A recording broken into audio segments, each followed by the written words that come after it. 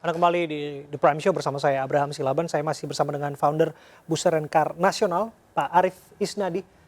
Mas Arief, kalau pertanyaan saya tadi adalah bagaimana kemudian keputusan untuk secara berani yang dianggap nekat tentu saja ya, masuk ke lokasi yang bisa dikatakan bisa jadi rawan bahaya dan sebagainya untuk mengambil mobil rental.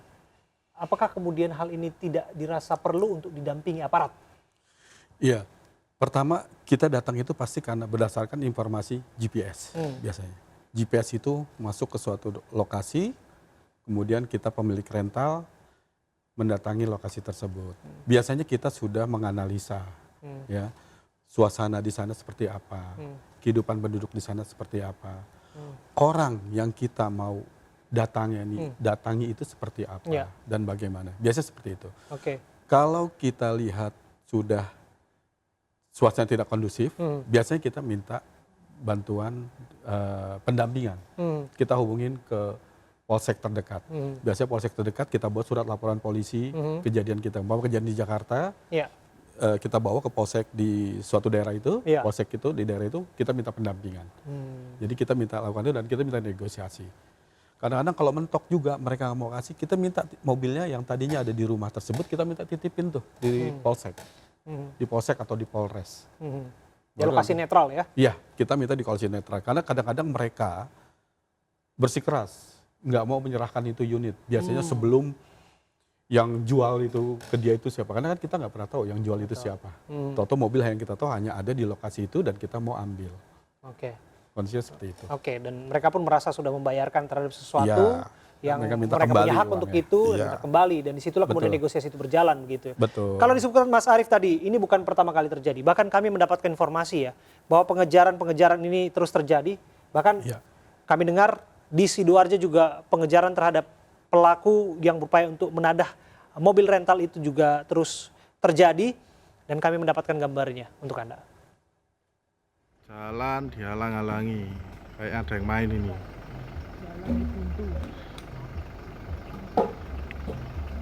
Kita harus pinggirkan kayu. Posisi tengah hutan.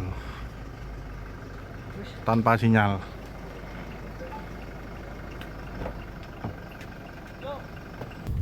Real tengah hutan ini. Asli, Sukolilo. Iya loh bos. Sukolilo. Bicang, ini siang. Ini gambar siang. Sama, daerahnya sama. Itu kita semangat buat BRN. Ya enggak kayak bojomu, Cok. Ini di Sidoarjo. Daerah Sidoarjo. Oke, Jawa dari Timur. pagi sampai malam.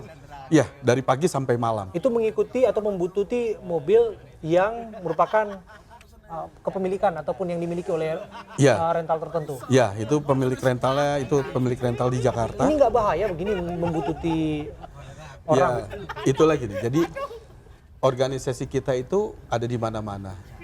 Jumlahnya banyak. Ya, kalau nggak salah ini sampai 30 orang nih dari teman relawan BRN yang ikut mencoba mengeksekusi unit tersebut. Nah ini nih, yang begini-begini rawan sekali yang namanya gesekan. Betul. Tentu saja. Karena kita tidak tahu siapa yang mengendarainya, terus kemudian dia akan menuju ke wilayah mana yang juga ini bisa jadi di luar perhitungan, Mas Arief. Iya, betul. Betul. Jadi gini, kita di situ pasti udah koordinasi. Kita sudah baca petanya. Kita udah lihat situasinya. Seperti apa di buat daerah BRN. Ya enggak kayak bojomu, Cok. Jadi upaya itu harus dilakukan ya? Harus, itu harus. Kita harus tahu dulu dengan siapa kita berhadapan. Terakhir ya Mas Arief ya. Ya. Apa yang mesti diperbaiki dari sistem yang sudah berjalan hari-hari ini? Dari masing-masing stakeholder tentu saja. Baik itu dari pengusaha atau pemilik mobil rental, termasuk juga dari penyewanya untuk memastikan bahwa segala sesuatunya sudah sesuai dengan prosedur. Termasuk juga kemudian pelibatan aparat di dalamnya. Supaya pada akhirnya peristiwa Sukolilo itu tidak terjadi. Sekalipun bahwa kita sudah melihat ada peta-peta yang dianggap zona merah, itu berdasarkan pemetaan yang dilakukan oleh tim Anda. Tapi bagaimanapun seharusnya peristiwa Sukolilo tidak terjadi atas nama provokasi yang ternyata barangkali ini salah arti. Iya. Jadi sekali lagi dari awal kita mengawal kasus ini karena ini kejadian yang menimpa sesama pengusaha rental. Yang perlu kita perhatikan adalah kembali ke SOP awal. Bagaimana penerimaan tamunya, bagaimana ordernya. Kemudian begitu terjadi kasus, bagaimana yang harus kita lakukan. Kalau di kami kita punya SOP. SOP kami ini kita buat bukan berdasarkan teori, tapi berdasarkan kasus. Setiap kasus kita rangkum, kita jadikan SOP. Nah, terakhir adalah kita pengen mengharapkan bahwa pihak penegak hukum, kepolisian bisa membantu kita juga secara maksimal. Dimudahkan untuk pembuatan laporan. Laporan-laporan LP polisi itu, kita buatan laporan gitu, kita minta agak dimudahkan. Ya, tentu dengan persyaratan-persyaratan tertentu ya, pasti kita akan ikuti. Setelah ada laporan polisi, kemudian kita ke suatu daerah ya, kita minta juga daerah tersebut bisa saling berkoordinasi, membantu relawan kita yang di daerah. Jadi berdasarkan bekal laporan polisi bisa melakukan pendampingan dengan baik, sehingga kejadian seperti di Pati itu tidak terjadi lagi nantinya.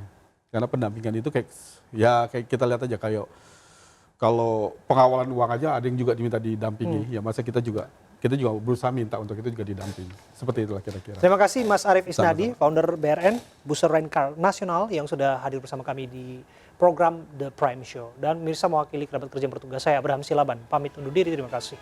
Sampai jumpa.